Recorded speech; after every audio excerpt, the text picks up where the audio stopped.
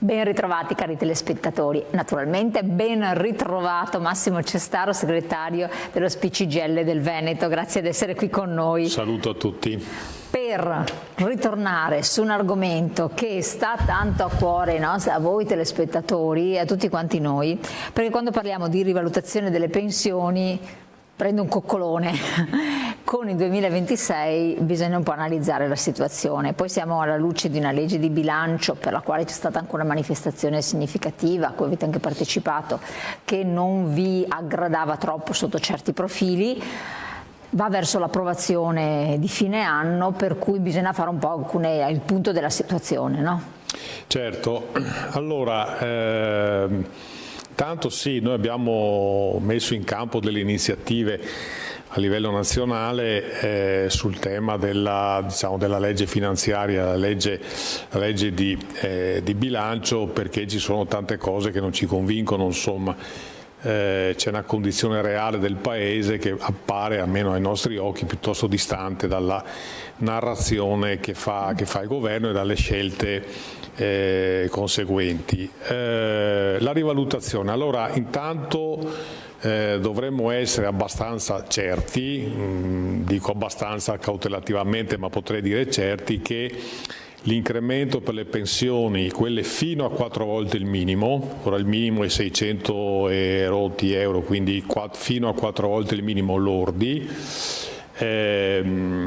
l'incremento per il 2026 sarà dell'1,4. È quello che il Ministero dell'Economia decide di anno in anno? Esatto, è quello che decide di anno in anno sulla base del dato inflattivo comunicato dall'Istat, che per noi è un altro elemento di criticità, perché purtroppo spesso capita che i dati forniti dall'Istat sul dato inflattivo risulta essere inferiore rispetto, diciamo, a quella che noi diciamo essere l'inflazione reale, cioè il costo del carrello della spesa cosiddetto. Infatti l'incremento dell'1,4 previsto per 2026 pensiamo che sia lontano da quello che sarà il costo della vita. Aggiungo che l'1,4 vale appunto per le pensioni fino a 4 volte il trattamento minimo, quindi grosso modo 600 euro per 4, 624 lordi. Sempre lordi, perché bisogna sempre ricordarsi. Questi hanno l'incremento dell'1,4, poi c'è il 90% dell'1,4 da 4 volte il minimo a 5 volte il minimo, e poi c'è l'ultima percentuale che è il 75% dell'1,4, sempre dell'1,4 per le pensioni eccedenti 5 volte il minimo.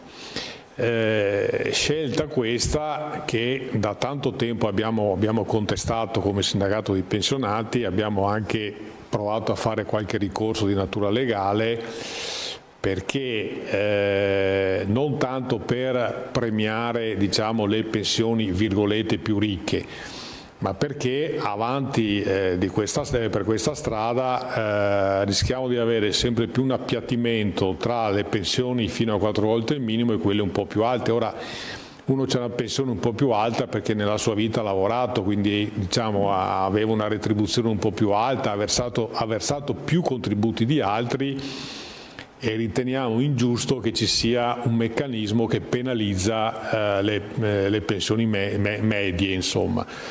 Tra l'altro, come abbiamo detto tante volte, sarebbe opportuno che su questi elementi vi fosse un confronto con le organizzazioni sindacali, perché noi possiamo anche convenire sul fatto che le pensioni più alte abbiano un incremento un po' meno forte delle pensioni basse, ma sarebbe opportuno che questo risparmio che lo Stato fa venisse rivolto alle situazioni più fragili.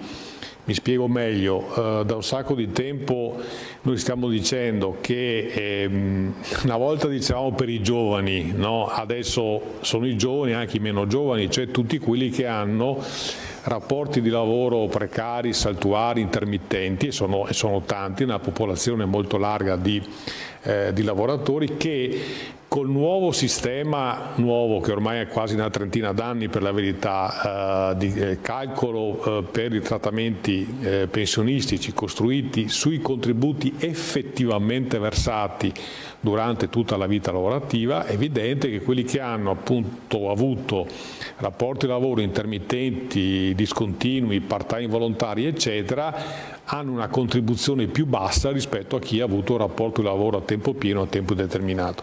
Allora quelle fasce di persone dovrebbero essere tutelate, perché da qui a breve, quando comincerà ad avere completamente il sistema contributivo effettivamente a regime, totalmente a regime per tutti, avremo delle pensioni povere. Sì, infatti, le pensioni povere relative appunto a quei lavoratori che hanno avuto dei rapporti di lavoro intermittenti. Allora noi già abbiamo avanzato alcune proposte per sostenere quelle che saranno le pensioni del domani, che appunto rischiano di essere situazioni molto, molto gravi. Adesso poi è venuto fuori più o meno con quell'intento che i nuovi assunti automaticamente a silenzio assenso aderiranno a questo fondo integrativo. Esatto, anche lì diciamo... Però è integrativo, quindi sì, è integrativo. Tra l'altro noi abbiamo sostenuto, siamo stati tra i fautori, diciamo, delle norme di legge che hanno istituito i fondi di pensioni integrativi, proprio perché sapevamo che i meccanismi di calcolo che sarebbero stati messi in campo dalla legge Dini in avanti avrebbero visto un sistema previdenziale costruito sui contributi effettivamente versati, e quindi già allora con le flessibilità dei rapporti, la cosiddetta flessibilità dei rapporti di lavoro, che poi in molti casi questa flessibilità si è dimostrata essere precarietà appunto e basta, con quel sistema di calcolo le pensioni sarebbero state pensioni povere. E quindi abbiamo detto che si costituiscano dei fondi di previdenza complementari costruiti tra un rapporto diciamo tra il lavoratore e il datore di lavoro. Sono sistemi a capitalizzazione, cioè io avrò un trattamento pensionistico in relazione ai contributi che ho effettivamente versato, però è un'integrazione che, diciamo, voto per pieno poi si attesta mediamente tra il 10 e il 15% quando va bene, e sempre stiamo parlando di rapporti di lavoro buoni. Ma è evidente che se la pensione principale subisce uno scarto significativo, per cui alla fine quella persona va in pensione col 50-60% della sua retribuzione media negli ultimi anni, voi capite che diventa una cosa oggettivamente complicata. Quindi, per tornare al ragionamento di prima, per noi sarebbe importante avere un confronto con il governo, con quelli che verranno, per dire cosa vogliamo fare rispetto a un paese che tenderà verso la povertà, e quindi questi risparmi... Che diventerà un'emergenza sociale. Certo, quindi questi risparmi che si fanno sul sistema previdenziale, diciamo, siccome, adesso la dico così, sarebbero soldi nostri, vorremmo che ci fosse un confronto per capire come una parte di questi soldi vanno a sostenere le fasce più deboli. Quindi, diciamo, questo è il tema. Quindi abbiamo questi due elementi: da un lato questo 1,4 che secondo il nostro punto di vista, anche qualche calcolo facciamo, sarà distante da quella che sarà il costo della vita reale. E poi questa riduzione di questa misera percentuale, ridotta ulteriormente per le pensioni diciamo medie, è l'ennesima storia per cui noi ci troviamo, diciamo, di fronte al dato di fatto senza aver avuto mai nessuna possibilità di confronto e di discussione su questo aspetto. E guardate, la cosa è grave perché appunto andiamo verso una condizione nella quale i nuovi pensionati saranno pensionati, diciamo, significativamente più poveri rispetto ai pensionati di qualche anno fa. Infatti. E questo naturalmente è un tema che deve interessare il governo. Dico questo governo come qualsiasi altro, perché la norma Dini, poi tutti dicono la Fornero, ma in realtà la Fornero ha adeguato alcune parti che riguardano la norma generale già introdotta dal governo Dini.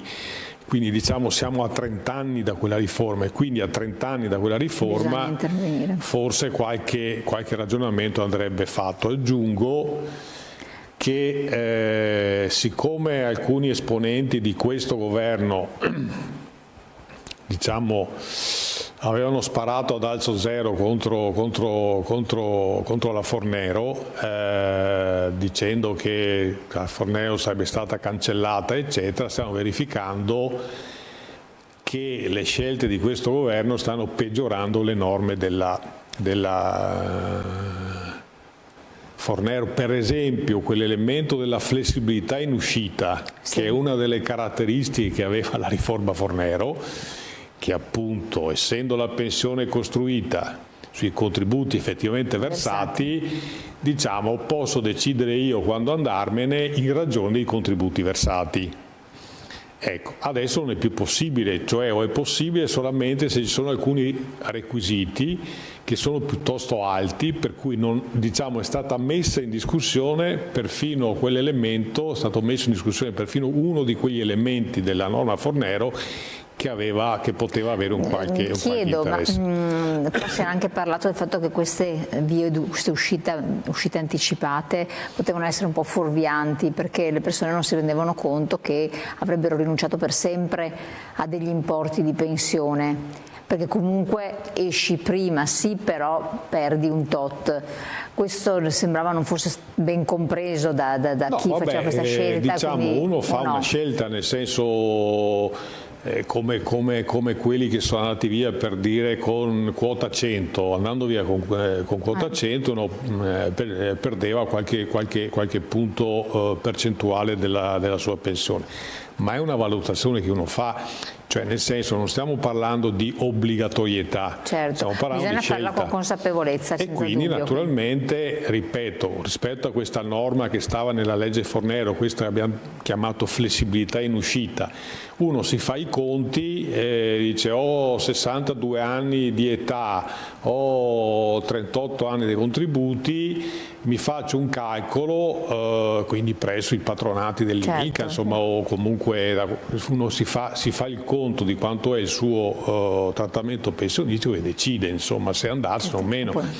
Questa è una cosa piuttosto interessante, soprattutto per le donne, che non è tanto diciamo, l'opzione donna, che quello era un taglio significativo. Dopo ne parliamo appunto di questo. Perché dopo un taglio piuttosto importante, attorno al 30% del trattamento pensionistico, però dicevo poteva essere interessante soprattutto per le donne, perché sappiamo che le donne hanno i tempi di cura che stanno ancora, purtroppo dico io, sulle spalle delle donne e delle mamme, e quindi il tempo di cura della famiglia è una pesantezza in più rispetto ai tempi di lavoro, per cui questa flessibilità in uscita poteva essere, diciamo, interessante, naturalmente, sempre che uno si deve fare i conti e vedere se la cosa conviene o Interrompiamo un secondo. Il problema è che questa cosa non c'è più. Esatto, nel senso, non c'è devi superare un ostacolo talmente alto e quindi insomma è una norma che è stata fortemente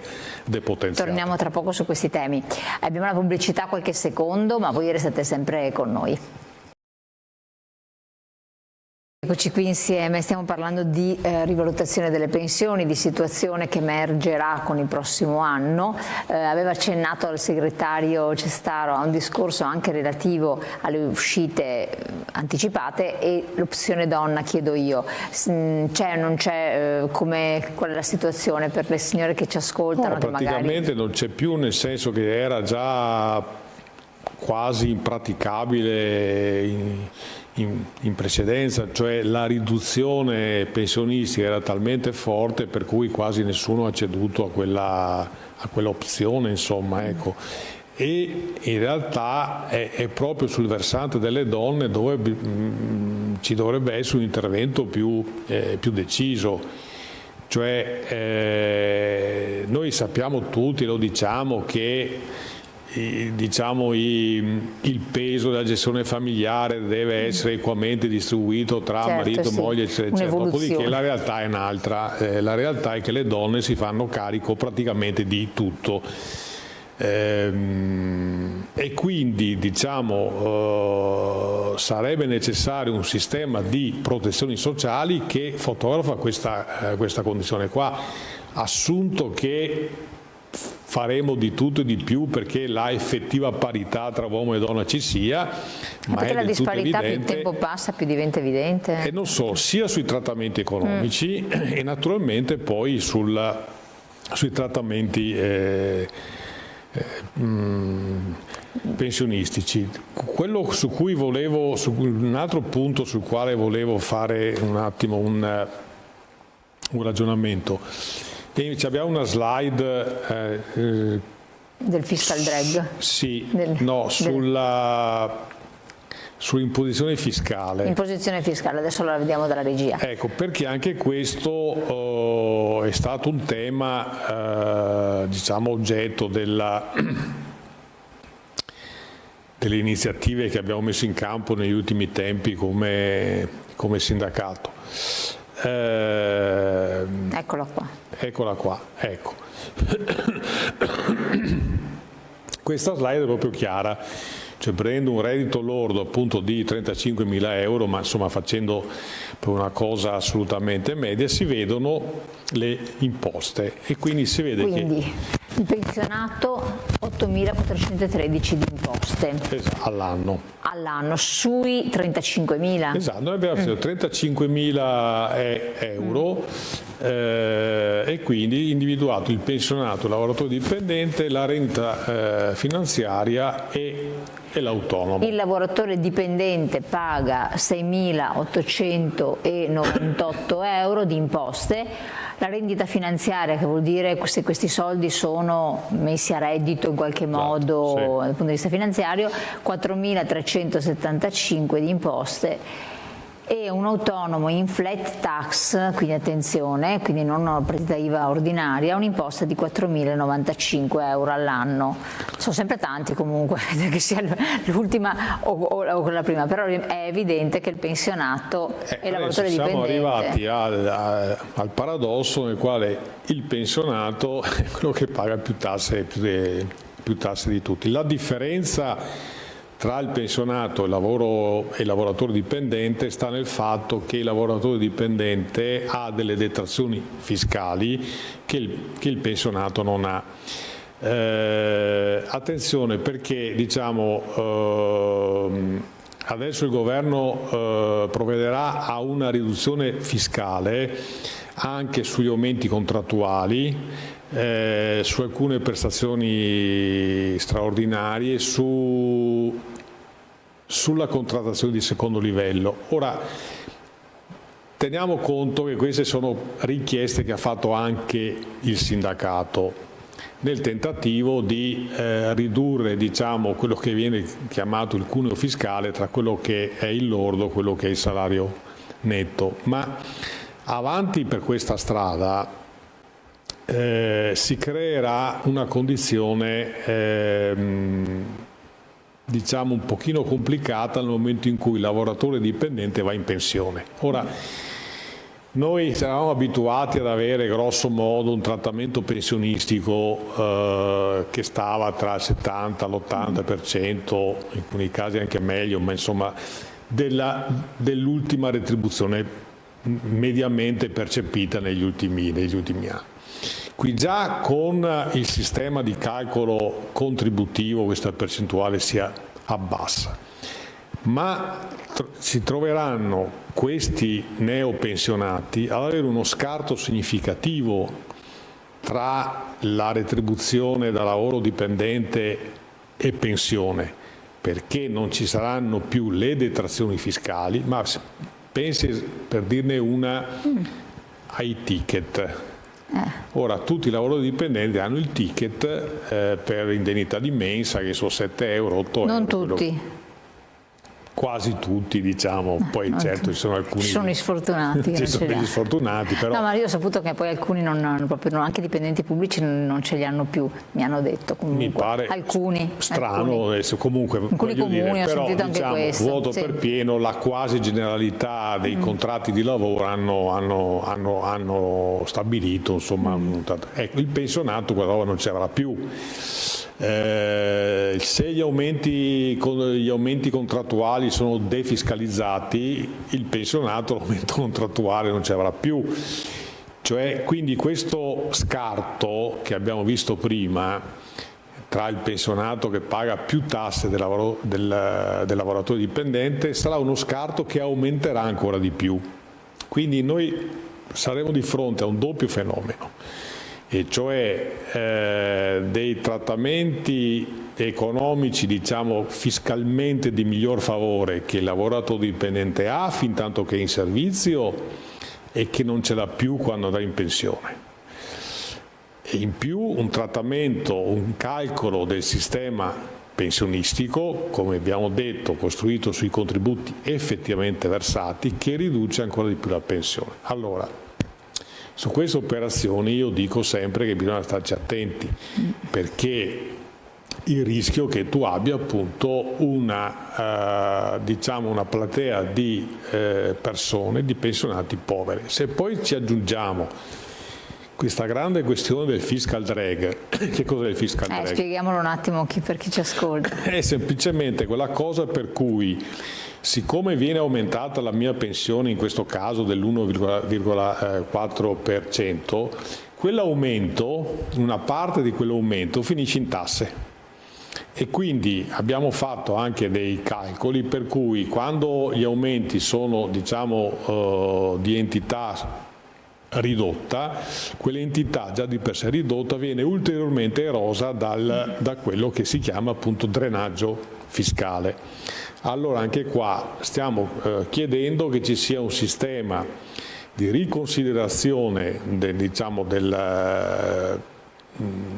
dell'impianto fiscale che veda una sorta di restituzione del drenaggio fiscale.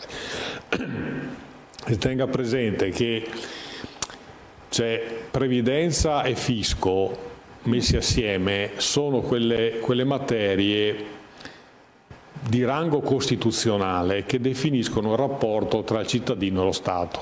Ecco. Allora, queste questioni non possono essere affrontate come purtroppo è stato fatto negli ultimi anni, come si dice, un tanto al chilo, no? Cioè, sposto adesso il governo dice faccio una grande operazione di riduzione del fisco perché porto la seconda fascia di tassazione dal 35 al 33%, cioè una riduzione di 2 punti percentuali. La fascia di reddito che va dai 28.000 ai 50.000 euro. Allora, siccome io la spesa non la faccio con la percentuale, ma la faccio con gli euro, allora una riduzione di 2 punti percentuali di chi ha, diciamo, da 28.000 a 29.000 euro è 0, cioè proprio niente. Quell'effetto invece si vede in maniera più significativa più aumenta il reddito. Certo. Perché è una riduzione in percentuale e quindi chi ha un reddito di 40, 45, 50, 60, 70 mila euro ha un beneficio decisamente maggiore in termini di valori assoluti di chi ha un reddito molto più basso. Certo. Allora, anche qua di fatto si favoriscono le retribuzioni alte e altissime, perché poi quella percentuale rimane anche quando tu prendi 200.000 euro, 300.000 euro, quella è una percentuale, un meno 2% di tassazione che resta. Quindi anche qua abbiamo detto bisogna riconsiderarle questo impianto fiscale, perché si sta dimostrando che vengono penalizzate i redditi, diciamo, di quelli normali, che sono attorno ai 28-30 mila euro all'anno, e vengono pesantemente favoriti i redditi molto alti. Teniamo conto che noi abbiamo un impianto costituzionale che dice che uno più ha reddito e più deve contribuire, diciamo, allo Stato, alle spese dello Stato, anche perché, come ho detto anche in qualche altra occasione, proprio in questa vostra trasmissione, quando io vado all'ospedale, l'ospedale ha un costo per me che è tanto quanto quello dell'autonomo con la flat tax, di quello che ha la renta finanziaria, cioè costiamo uguale, cioè non è che lui costa di meno, io costo di più, costiamo uguale. Allora i servizi vanno sostenuti, perché anche qua è vero che in questo paese si pagano tante tasse, ma le paga tante tasse chi le paga? Ecco. E poi appunto i dati ci dicono, non nostri, che c'è un'evasione fiscale che si attesta attorno ai 100 miliardi all'anno. E allora le tasse sono tante perché le pago io. Ecco, se le pagasse anche quello che non le paga, probabilmente li pagheremo tutti quanti un po' meno. E ripeto, il tema fiscale e previdenziale è quello che definisce il patto di cittadinanza, il rapporto tra il cittadino e lo Stato. Quindi è necessario che, se qualcuno avesse voglia di aprire un confronto con le parti sociali, non necessariamente solo con il sindacato o solo col sindacato dei pensionati, ma con la parte della società civile, e dire dove vogliamo andare, perché i soldi sono tanti, questo è un paese ancora, diciamo così, dove grosso modo non è un paese ancora sceso completamente nella povertà, però sono i campanelli d'allarme importanti. Sono ormai quasi 9 milioni gli italiani che hanno rinunciato a curarsi, i costi per la sanità sono diventati sempre più alti, i servizi diventano sempre più carenti. Perché? Perché naturalmente questi servizi si reggono sul fisco. E quindi se continuiamo a dire paghiamo meno tasse, alla fine ma i servizi chi è che li paga? Però bisogna anche togliere gli sprechi che ci sono. Questo è assolutamente... Perché sennò abbiamo visto il nostro potere d'acquisto è eroso, l'economia non si muove più, e questo è un danno per tutti. Torniamo a parlare anche di questo, perché sono argomenti importantissimi, ma ricordiamo a voi, grazie Massimo Cestaro, voi telespettatori avete visto gli indirizzi, fatevi controllare la pensione, ecco qua, chiamate le sedi, fate una prenotazione, andate, perché tante volte ci sono delle situazioni a cui avreste diritto, dei soldi, però se non ne fate domanda espressa li perdete, e quindi controllatina la pensione male non fa. Grazie ancora. Grazie a voi. Buon proseguimento a voi cari telespettatori, e noi ci rivediamo presto.